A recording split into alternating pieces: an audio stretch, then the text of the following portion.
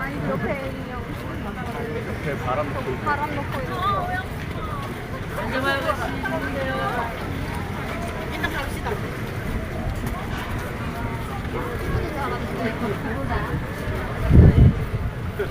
ये आप देख लें जी, रश इधर बहुत ज़्यादा है।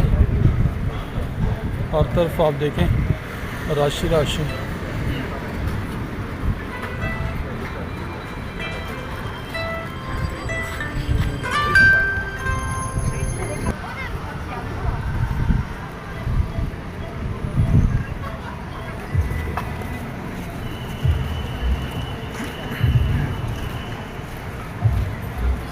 ये आप देख लें ऊंची ऊंची बिल्डिंगें, ठीक है, साथ ही कैफ़े बने हुए हैं, शॉप्स बनी हुई हैं, ठीक है।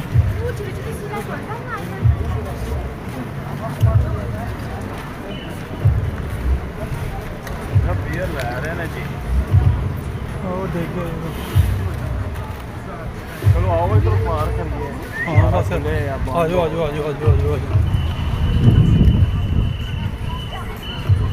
ये आप देख रहे हैं, रश चेक कर लें, लोग आ रहे हैं जा रहे हैं बीच की तरफ।